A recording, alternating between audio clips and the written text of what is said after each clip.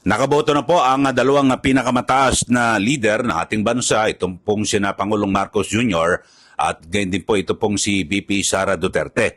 At dito ho ay ipakikita ko ho ang mga kaibahan ng kanilang ginawang pagboto, yung mga eksena, meron ho tayong video. At syempre ho mga kababayan ay lumitaw na talagang dinumog po ng taga-suporta. Ito pong si VP Sara Duterte dyan po sa Davao, samantalang ito pong si Pangulong Marcos ay wala hong dumumog, bagamat siguro bahagi po ito ng seguridad na ipinatutupad sa kanya. At si Pangulong Marcos Jr. ay kanyang kasama, yung kanyang pamilya, yung kanyang ina na si dating unang ginang Imelda Romualdez Marcos at yung kanyang kapatid na si Irene Araneta. At yun po na bumoto, bagamat kasama rin na nandyan ito pong si Congressman Sandro Marcos, pero hindi po siya botante diyan po sa Batak dahil sa lawag po siya, no? At kasama yung kanyang nanay. Samantala ito, panoorin ho natin mga kasama, ito hong eksena, yung pagdating ni Pangulong Marcos sa botohan diyan po sa Batak, Ilocos Norte. Tapos mamaya yung kay BP Sara. Ito, panoorin po ninyo, ha? Good morning, sir. Good morning, sir. Good morning, sir. Hello, sir. Good morning, ma'am. Happy holidays po.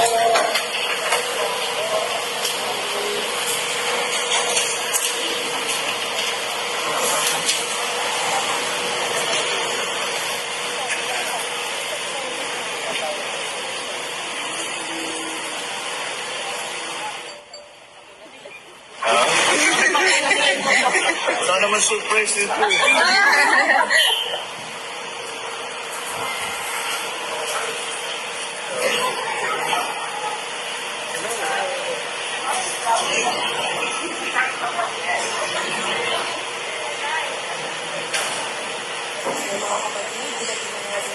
Okay, so yun po no ang eksena ng pagdating ni Pangulong Marcos Jr.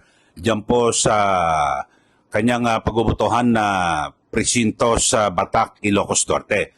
At marahil yun siguro bahagi ng mahigpit na pinatutupad na seguridad pero hindi po siya doon dinumog ganon. Pero ito, panoorin po natin ito namang eksena diyan po sa Davao City na kung saan ay talagang grabe ho, no? Halos hindi makalakad eh. Ito po nga si VP Sara Duterte. Ito, panoorin po ninyo, ha?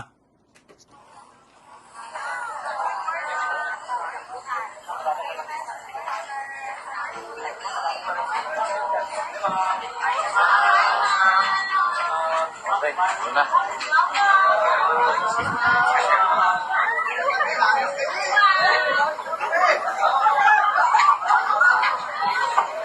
Ano, nagkakagulo yung mga tao. At pagdating ho ni VP Sara dyan po sa presinto, sa eskwelahan ng kanyang pagbobotohan, ay titignan niya muna na yung kung saang presinto siya sakto boboto.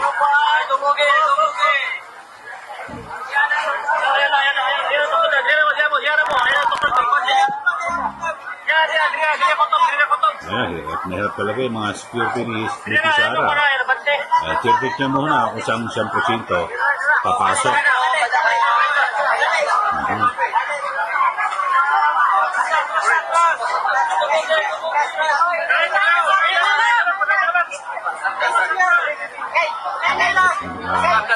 Ito si VP Sara, oh. Yan, oh.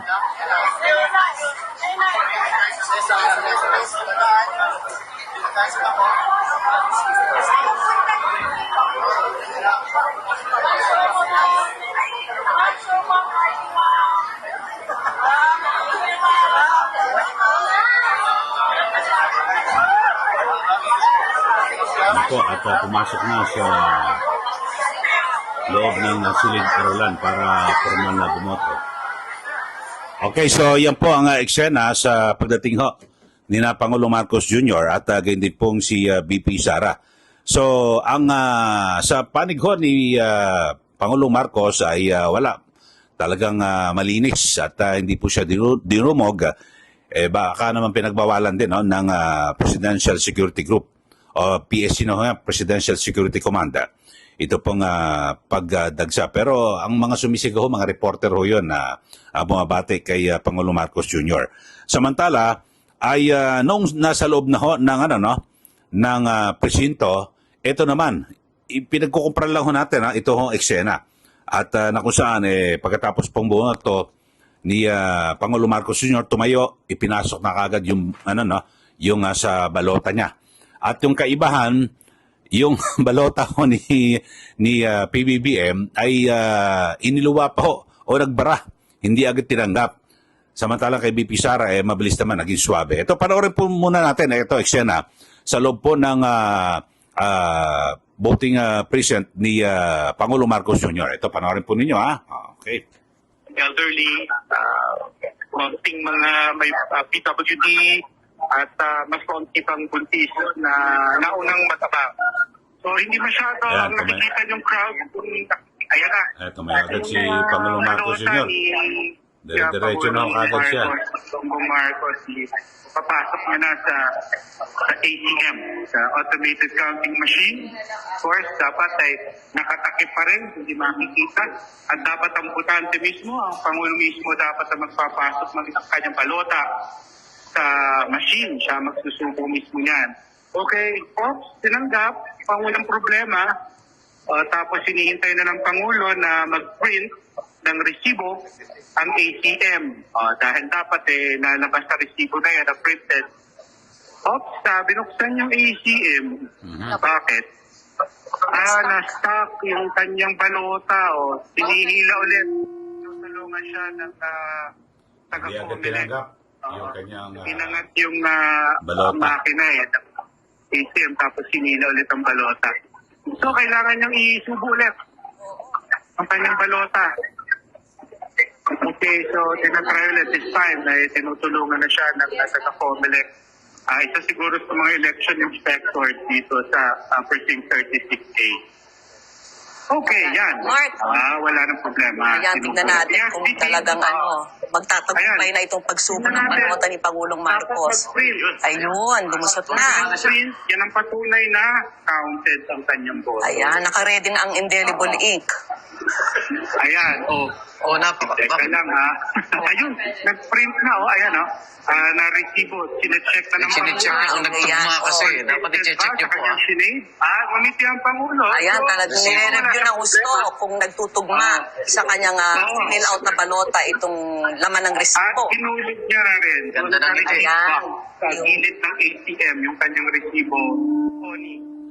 Okay, so yun po eksena at yung pagkatapos i-shade ni Pangulong Marcos Jr., yung kanyang balota ay agad nang tumayo. At ay ipinasok na yung balota sa loob po ng machine.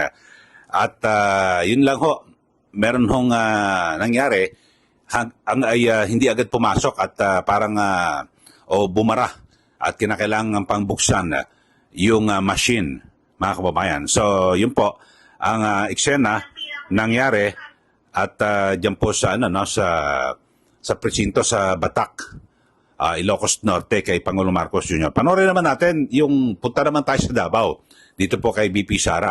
At si PBBM pagka shade tumayo diretso sa machine. Ito panoorin naman natin itong si BP Sara. Mayroong dalawang tao sa harap niya bago na ang turn ng pangalawang Pangulo para maghulog ng kanyang balota sa ATM. Alvin. Katrina, habang inaantay natin, siguro tuloy-tuloy na natin para masulipan natin yung pagproseso ng boto ng Vice Presidente.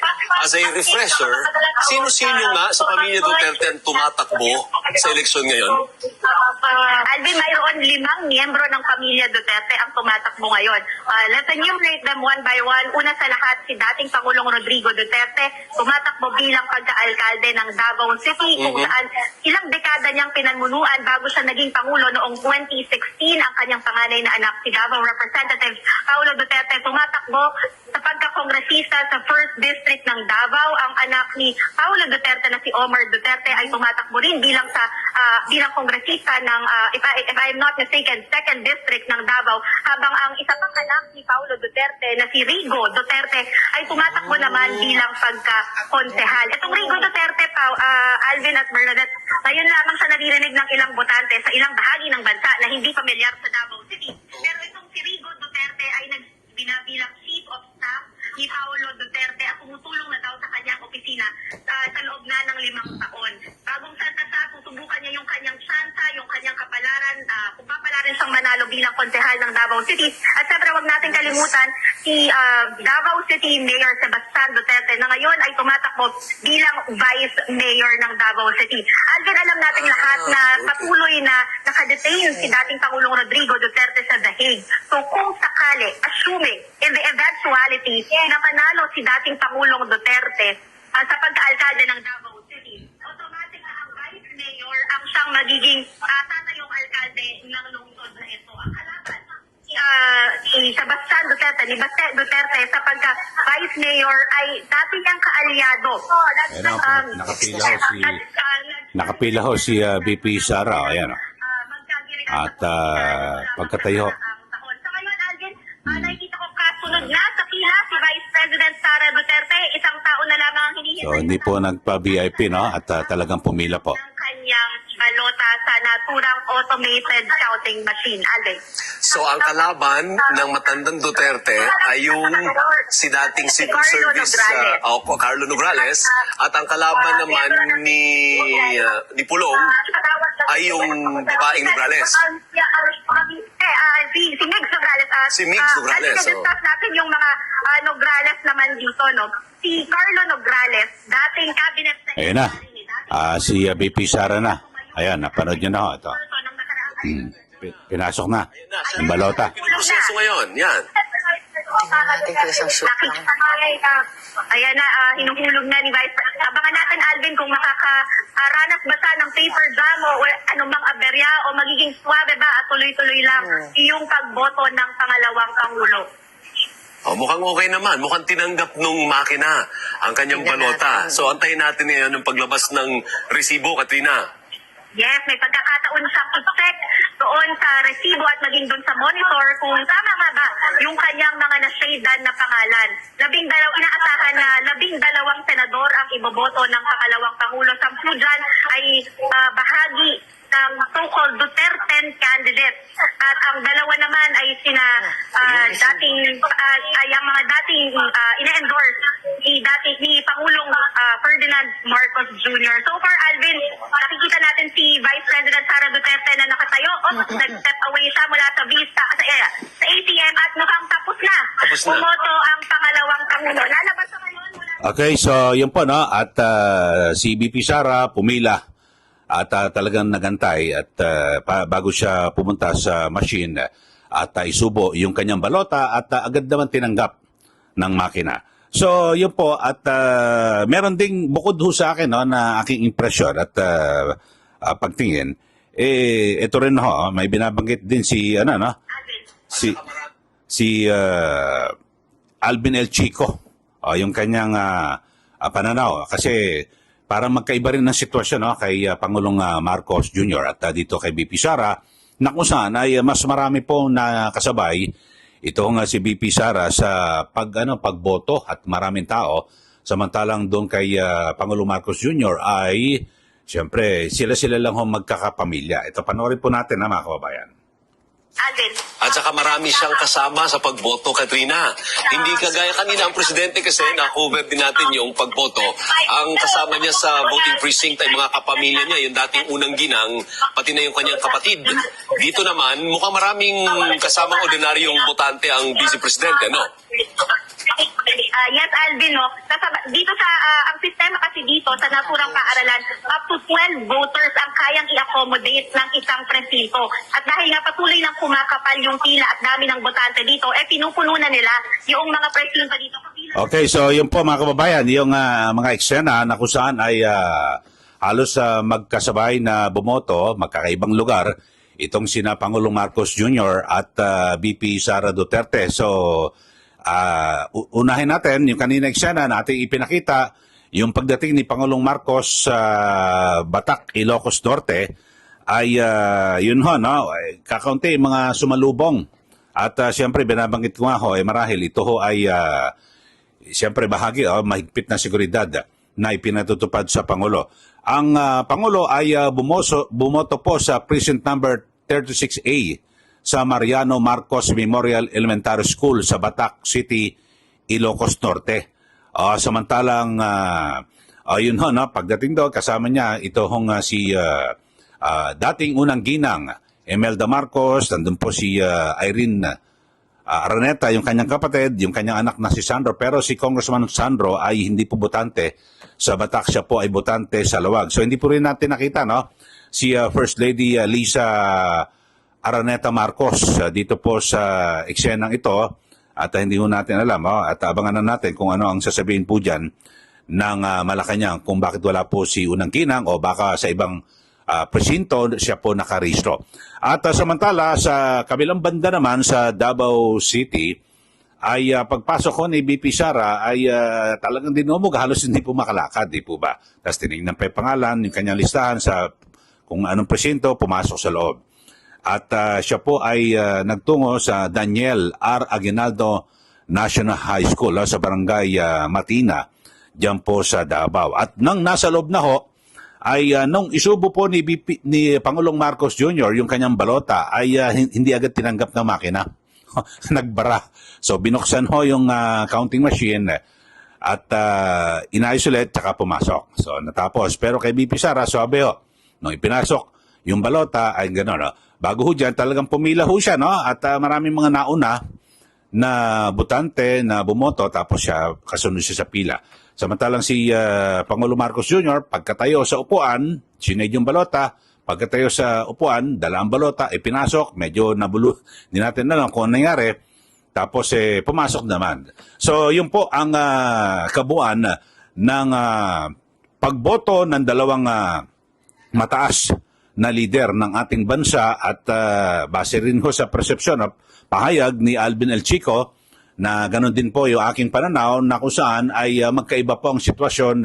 Ito pong si BP Sara ay maraming kasabay na bumoto sa kanyang presinto dyan po sa Davao City. Maraming kasamang ordinaryo na mamamayan. Samantalang si Pangulong Marcos Jr., ang kanyang kasama ay kanyang mga kapamilya. Yan po sabi, obserbasyon ni Alvin El Chico. So yun rin po, nakita ko rin base po sa ating pagmamonitor. So ang tabayanan ang magiging resulta ng eleksyon at sa mga hindi pa boboto na ho kayo habang may oras. Okay, so maraming salamat po muli. Ito po si Kylie. Magandang araw po sa ating lahat.